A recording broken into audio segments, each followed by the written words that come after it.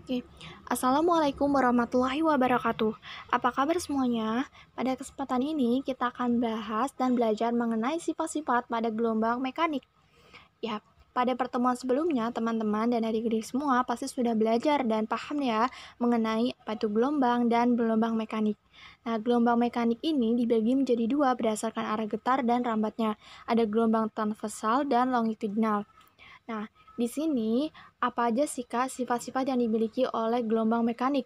Ada 6 sifat, yaitu yang pertama refleksi, refraksi, interferensi, difraksi, dispersi, dan polarisasi.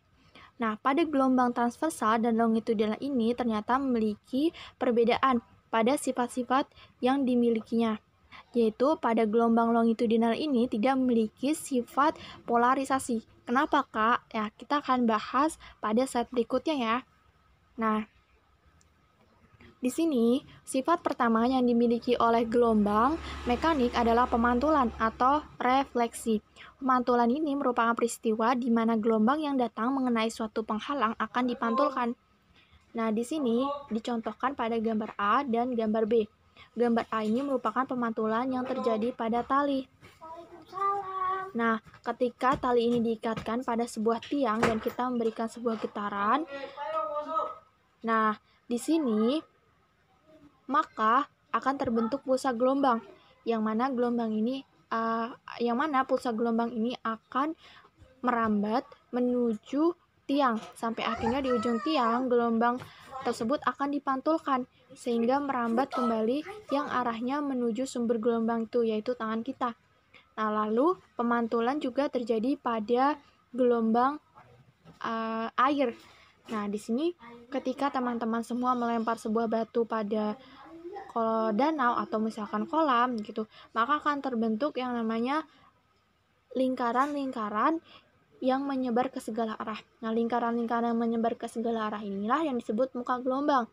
Ketika muka gelombang ini mengenai sebuah penghalang, misalkan dinding kolam, atau mungkin di sini di gambar ini adalah medium 2, maka di situ akan terjadi pemantulan. Artinya muka gelombang tersebut akan dipantulkan sehingga merambat yang arahnya itu menuju sumber gelombang tersebut.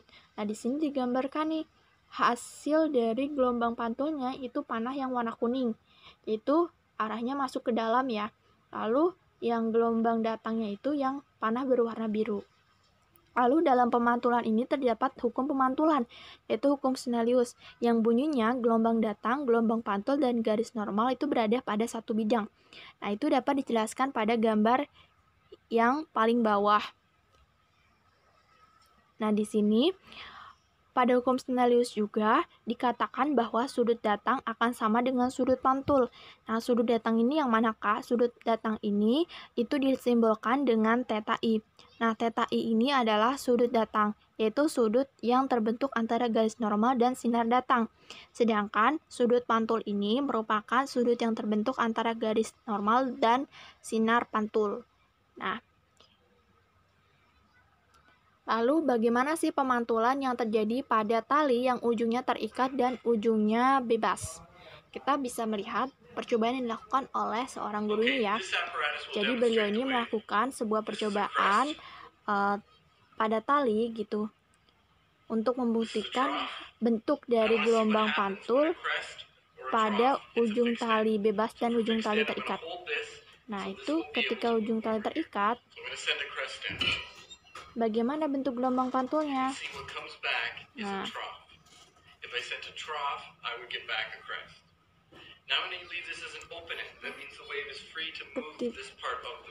ketika ujung tali bebas, bagaimana bentuk dari gelombang pantulnya? Nah, itu berbeda, teman-teman. Nah, dapat kita simpulkan bahwa ternyata pada ujung tali terikat, bentuk dari gelombang pantulnya itu berbeda dari gelombang datang. Di sini bentuk dari gelombang datangnya itu puncak. Nah, setelah mengenai sebuah tiang ini, maka dihasilkan bentukan gelombang yang bentuknya lembah. Nah, lalu untuk yang ujung tali bebas, ini ternyata bentuk dari gelombang pantulnya ini sama dengan bentuk dari gelombang datangnya. Nah, sifat gelombang yang kedua adalah refraksi.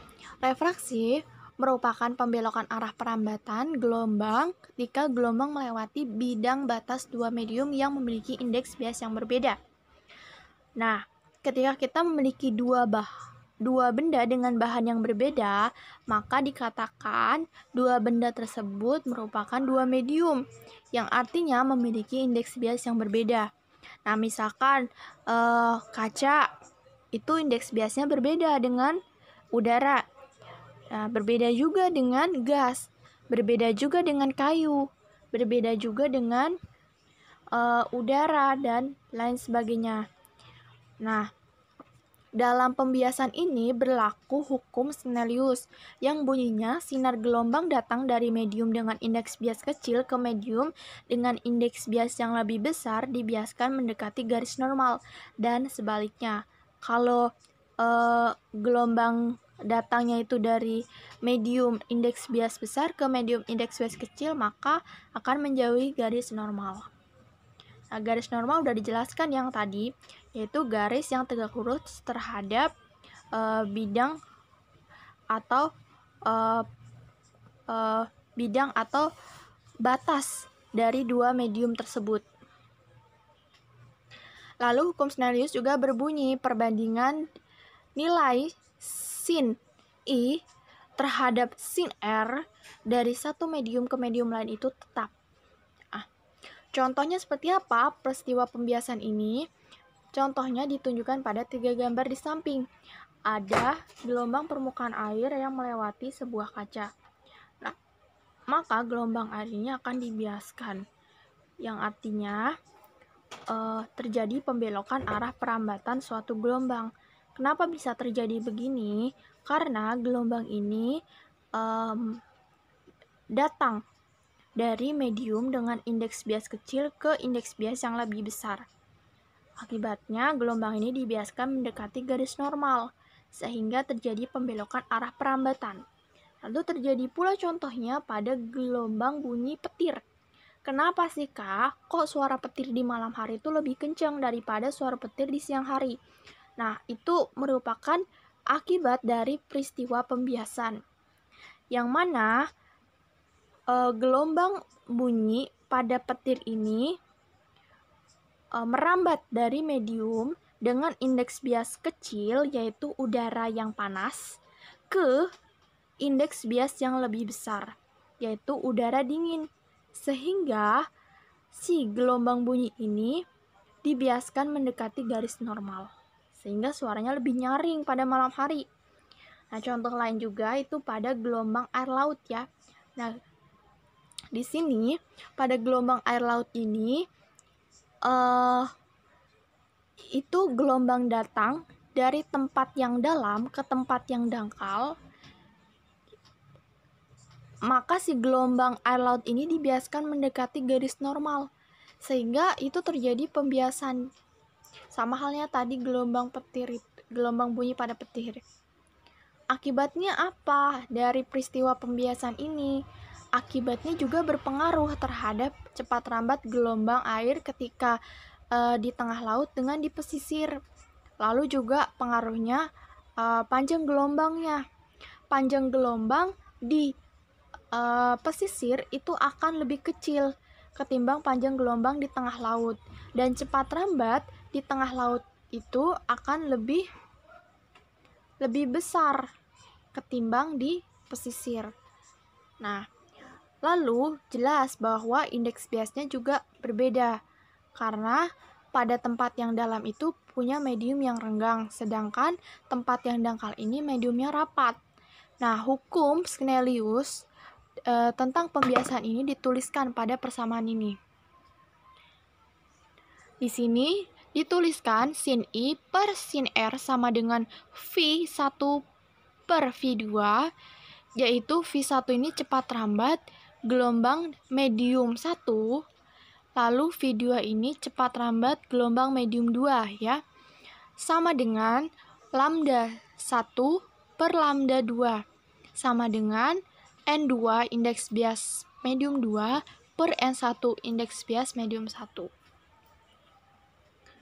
Nah, inilah pembiasan pada cahaya. Tuh. Sebenarnya ini termasuk gelombang elektromagnetik, tapi nggak apa-apa lah ya, kita bahas sedikit. Ini kurang lebih sama seperti yang pembiasan pada gelombang mekanik tadi. Contoh dari pembiasan pada gelombang elektromagnetik ini, yaitu pada cahaya ini adalah pensil yang kita masukkan ke dalam gelas berisi air ini akan terlihat patah gitu ya, atau bengkok. Lalu juga peristiwa fata morgana, yaitu peristiwa yang biasanya terjadi di di jalan raya gitu ya. Lalu di wilayah yang permukaannya luas, terus pada siang hari gitu ya. Lalu di sini peristiwa bintang yang terlihat lebih dekat ke bumi dari lokasi aslinya. Kita sering melihat bahwa bintang itu posisinya dekat, padahal bintang itu posisinya jauh dari kita. Nah, kenapa terlihat dekat sih gitu? Karena peristiwa pembiasan itu yang terjadi di pada atmosfer bumi. Lalu juga pembiasan yang terjadi pada dasar kolam atau sungai yang jernih, seakan-akan ini kolam dangkal ya gitu, padahal enggak gitu. Itu merupakan peristiwa pembiasan yang terjadi pada permukaan si kolam itu, seakan-akan membuat bahwa si kolam itu dangkal. Selain itu juga ketika kita melihat di kolam ini ada ikan. Nah, ikan itu kita melihatnya ikannya berada di dekat permukaan air. Justru sebaliknya, bahwa sebenarnya si ikan itu berada cukup dalam dari permukaan air. Nah, kenapa terlihat seperti itu, Kak? Yaitu karena peristiwa pembiasan yang terjadi pada permukaan air. Nah, di sini ini gambar ya, ini gambar ketika si medium kurang rapat, si gelombang berjalan gitu dari medium kurang rapat ke medium lebih rapat, maka sinar akan dibiaskan mendekati garis normal, dan sebaliknya ketika gelombang ini bergerak gitu, merambat dari medium yang lebih rapat ke medium kurang rapat, maka gelombang tersebut akan dibiaskan menjauhi garis normal. Nah, sifat yang selanjutnya adalah pembelokan gelombang atau difraksi. Pembelokan gelombang ini disebabkan karena penghalang berupa celah sempit gitu. Misalkan ini contohnya nih, air melewati sebuah celah nih. Maka gelombang permukaan air ini akan dibelokkan. Jadi mengikuti aliran dari si celah tersebut. Nah, celah sempit ini seolah-olah bertindak sebagai sumber gelombang. Jadi celah sempit ini seolah-olah bertindak sebagai sumber gelombangnya. Dan gelombang yang melalui celah yang dipancarkan ini itu membentuk lingkaran ya. Begitu juga, ini bentuknya lingkaran nih. Nih, ini bentuknya lingkaran. Nah, semakin sempit celahnya, maka bentuk dari gelombang yang dihasilkan gitu itu semakin melingkar gitu ya. Nah, sifat yang selanjutnya, itu yang keempat, adalah interferensi. Interferensi ini adalah perpaduan gelombang. Peristiwa perpaduan dua atau lebih gelombang di suatu titik pada medium. Nah, ketika dua buah gelombang nih bertemu, maka akan terjadi perpaduan dua gelombang. Nah, perpaduan dua gelombang ini ada yang sifatnya dia saling menguatkan. Yang saling menguatkan disebut interferensi maksimum atau konstruktif, dan satu lagi adalah perpaduan gelombang atau interferensi yang saling melemahkan, atau disebut juga interferensi minimum atau destruktif. Nah, kalau misalkan interferensi maksimum itu dia punya pertemuan dua gelombangnya ini memiliki fase yang sama atau sefase. Sedangkan interferensi minimum atau saling melemahkan itu pertemuan dua gelombangnya ini dia beda fase atau berlawanan fase ya. Yang kelima itu ada dispersi. Sifat gelombang ini merupakan peristiwa perubahan bentuk gelombang ketika gelombang merambat melalui medium. Nah, di sini nih ketika permukaan air ini mengalir di sungai itu kan terjadi perubahan bentuk gelombang. Ada yang deras, ada yang mengalir tenang gitu sampai ujung, yang tadinya di hulu itu deras banget, di hilir tenang. Nah, itu proses dispersi. Itu terjadi karena gelombang itu merambat seiring dengan perubahan waktu. Nah, kalau misalkan pada gelombang bunyi gimana, Kak? Nah, itu bisa dilihat dari percobaan yang dilakukan oleh profesor ini nih. Nah, dia melakukan sebuah percobaan peristiwa dispersi pada gelombang bunyi. Nah, itu tuh ada selingki. Nah, selingkinya panjang banget. Lalu si selingki ini diberikan sebuah getaran. Jadi getarannya itu diberikan dengan dipukul. Nah, di situ ada speakernya. Speakernya untuk merekam gelombang bunyi tersebut dihasilkan akibat getaran, dan ternyata gelombang bunyi itu merambat di selingki tersebut. Semakin dia merambat ke atas, itu bunyinya semakin menciut, artinya semakin kecil, seolah-olah sampai menghilang gitu ya. Habis.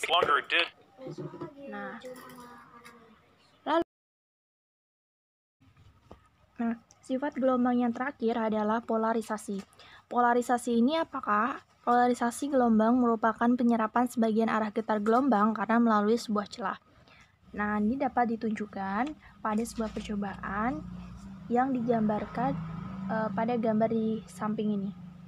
Ketika kita mengikat sebuah tali pada titik O di dinding, yaitu gambar yang A ya teman-teman. Kemudian kita masukkan ujung tali lain, yaitu ujung A ini, ke dalam sebuah celah. Nah, kita memasang celah ini posisinya vertikal. Kemudian kita menggetarkan ujung tali di A ini sehingga timbul gelombang transversal yang merambat dari A hingga melewati celah dan sampai di titik O. Kan tapi ketika kita mengubah posisi celahnya menjadi horizontal, Kak, gimana? Yaitu ditunjukkan pada gambar B. Nah, kita menggetarkan kembali ujung tali A ini secara vertikal, ke atas ke bawah gitu ya. Hasil pengamatannya ternyata gelombang vertikal ini tidak dapat menembus celah horizontal, seperti yang tampak pada gelombang yang melewati celah gitu ya, pada gambar A. Nah, inilah yang disebut peristiwa polarisasi. Gambar A ini terjadi peristiwa polarisasi, penyerapan sebagian arah getar gelombang karena melalui sebuah celah. Lalu bagaimana kalau misalkan kita menggetarkan tali ini ke segala arah? Nah, apa yang terjadi ketika tali ini digetarkan ke segala arah, maksudnya berputar gitu, dan celahnya ini dipasang vertikal, yang terjadi ternyata gelombang ini dapat menembus celah dengan arah getaran gelombang yang sama dengan arah posisi celah, yaitu vertikal. Ketika kita getarkan berputar nih ke segala arah, ternyata gelombang tersebut bisa melewati celah. Itu dan dihasilkan arah getaran gelombang yang sama dengan arah posisi celah, itu vertikal. Nah, inilah yang disebut dengan polarisasi linier, yaitu polarisasi yang terjadi ketika arah getaran gelombang ini menjadi satu arah getar saja. Yang tadinya kan sebelum melewati celah kan arahnya segala arah. Ketika melewati satu celah itu menjadi satu arah. Nah, ini disebut polarisasi linier. Nah, untuk polarisasi ini tidak terjadi pada gelombang longitudinal. Kenapa? Karena pada gelombang longitudinal ini arah getarnya selalu sama dengan arah rambat. Maksudnya adalah arah getarnya kan sejajar dengan arah rambatnya. Makanya arah eh, arah rambat yang memanjang ini gitu saat melewati celah ini tidak akan mempengaruhi bentukan gelombang dari gelombang longitudinal. Jadi nggak berpengaruh. Kalau misalkan kita mau cobalah ke gelombang bentuk yang longitudinal lewatin celah, ya itu nggak berpengaruh, bentuknya tetap longitudinal. Karena arah rambatnya sama dengan arah getarnya. Oke? Nah, itulah mengapa pada gelombang longitudinal tidak memiliki sifat polarisasi. Nah, untuk selanjutnya kita akan membahas sebuah soal mengenai pembiasan. Yuk kita simak. Berkas cahaya datang dari udara kaca dengan sudut datang 30 derajat. Jika indeks bias kaca 1,5, tentukan sudut bias dan sudut deviasinya. Saya coba gambarkan terlebih dahulu kejadiannya guys. Di sini kita punya kaca. Kita punya kaca di sini. Nah, di sini medium kaca di bawah, di atas udara. Sinar datang dari udara ke kaca. Udara ke kaca ya. Kita gambar garis normal dulu. Nah, ini garis normal. Kalau udah kaca kan dia ke medium yang lebih rapat, berarti dia akan dibelokkan mendekati garis normal guys ya. Mendekati garis normalnya adalah theta R, ini adalah theta I guys. Nah, sinar datang dari udara, ya berarti N1-nya udara alias nilainya 1 ya. Indeks bias udara selalu 1. Kaca indeks biasnya adalah N2 sama dengan 1,5. Nah, diketahui juga theta I-nya sama dengan 30 derajat. Nah, bagaimana menghitung sudut biasnya guys? Atau ditanya adalah theta R. Nah, kita menggunakan hukum Snellius guys, yaitu N1 kali sin theta I sama dengan N2 dikali sin theta R. N1 bernilai 1 dikali sin theta I adalah 30 sama dengan N2-nya 1,5 sin theta R. Nah, sin 30 adalah setengah ya. 1,5 itu adalah 3/2 dikali sin theta R. Nah, ini kita kalikan 2 kedua sisi menjadi habis. Kemudian kita dapatkan 1/3 sama dengan sin theta R. Nah, theta R, bagaimana kita menghitung theta R? Karena ditanya adalah theta R. Theta R itu kita menggunakan sin inverse ya. Apa yang kalkulator kalian, sin inverse dari 1/3 ya, alias 19,47 derajat. Ini adalah sudut biasnya. Kalau kita lihat di sini, sudut biasnya itu dia lebih kecil daripada 30 derajat. Nah, sekarang ditanya adalah sudut deviasi atau theta D. Nah, apa itu sudut deviasi? Nah, kita lihat di gambar. Kalau misalnya nih, sinar datangnya tidak dibelokkan, jadi dia lurus-lurus saja seperti ini. Nah, ini saya gambarkan ya. Ini lurusnya. Tapi ternyata dibelokkan guys. Nah, maka dia akan ada selisih sudut. Namanya adalah theta D, sudut deviasi. Nah, bagaimana menghitung theta D? Kalau kita lihat di gambar, sudut ini kan lurus nih guys. Ini lurus, sinar datang sama perpanjangannya, makanya disebut sebagai theta I juga nih. Ini theta I, maka ini juga theta I guys ya. Jadi theta I, kalau kita lihat theta I, itu sama dengan theta D plus theta R. Maka sudut deviasinya adalah selisih antara sudut datang dan juga sudut bias ya. Maka theta I-nya itu tadi adalah 30 derajat dikurangi theta R-nya adalah 19,47 derajat. Nah, maka jawabannya adalah kira-kira 10,53 guys. 10,53 derajat. Ini adalah